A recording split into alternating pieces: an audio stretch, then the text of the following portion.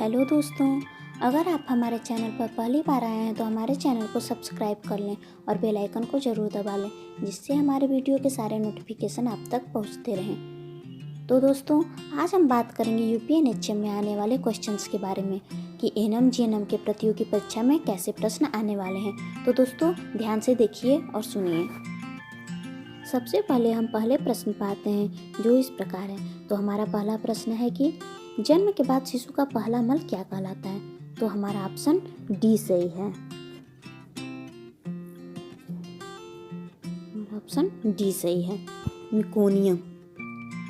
तो दोस्तों, शिशु के पहले मल को मिकोनियम कहते हैं। अब हम आते हैं दूसरे प्रश्न पे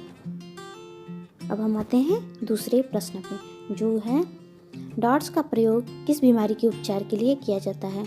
तो इसका सही उत्तर है ऑप्शन ए, यानी कि ट्यूबरकुलोसिस। ट्यूबरकुलोसिस को टीबी के नाम से भी जाना जाता है। तो ऑप्शन हमारा ए सही हुआ, ट्यूबरकुलोसिस। अब हम आते हैं तीसरे प्रश्न पे आते हैं जो है बच्चे में कौन सा फुंटानल पहले बंद होता है।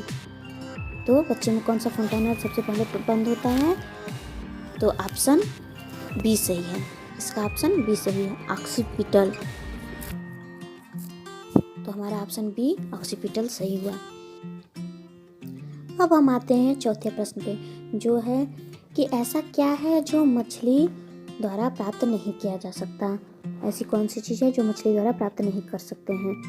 तो हमारा चौथा क्वेश्चन है, ऐसी कौन सी चीज़ है जो मछली द्वारा हम प्राप्त नहीं कर सकते। तो आयरन, विटामिन, आयोडीन या फास्फोरस। तो हमारा ऑप्शन ए सही है, आयरन। आयरन को हम मछली द्वारा नहीं प्राप्त कर सकते हैं। विटामिन को प्राप्त कर सकते हैं, आयोडीन भी प्राप्त कर सकते हैं एंड फास्फोरस को भी प्राप्त किया जा सकता है, बट आयरन को प्राप्त नहीं किया जा सकता है, इसलिए हमारा ऑप्शन ए सही है। अब हमारा अगला व पांचवा प्रश्न है एमटीपी, यानी कि मेडिकल टर्मिनेशन ऑफ प्रेगनेंसी कब तक किया जा सकता है।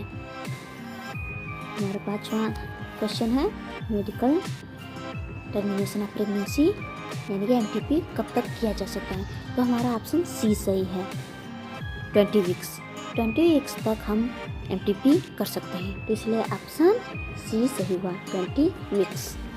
अब हम अगले प्रश्न यानी कि छठे प्रश्न पे आते हैं। छठे प्रश्न पे इसमें क्वेश्चन है कि नुकीले उपकरण को किस विधि द्वारा निर्जीवाणुकृत करते हैं। नुकीले उपकरण को किस तरीके से हम लोग जीवाणु मुक्त कर सकते हैं, यानी कि निर्जीवाणुकृत कर सकते हैं। तो इसका आंसर है ऑप्शन ए, यानी कि ड्राई हीट मतलब कि शुष्क हवा। हम शुष्क हवा द्वारा नुकीले उपकरण को निर्जीवाणुकृत कर सकते हैं।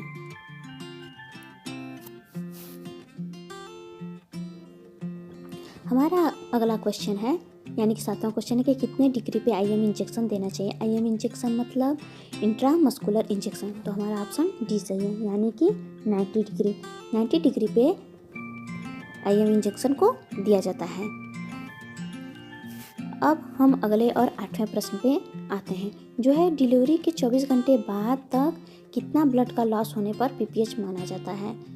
पीपीएच यानी कि पोस्टमार्टम हेमरेज, कितना ब्लड लॉस हो जाने पे हम लोग पीपीएच मान सकते हैं।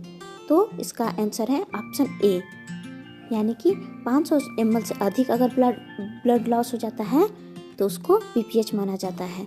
तो हमारा ऑप्शन ए सही हुआ, blood loss of more than 500 ml, यानी कि ऑप्शन ए सही है।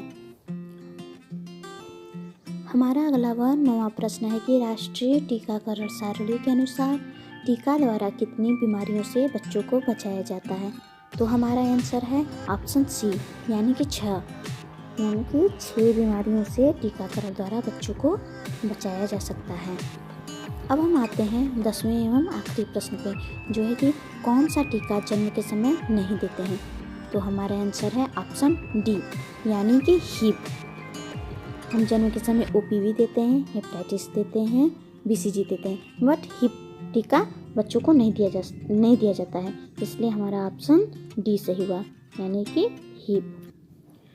तो दोस्तों, हमारा ये वीडियो आपको कैसा लगा हमें कमेंट के जरिए ज़रूर बताएं और लाइक शेयर सब्सक्राइब करना ना भूलें।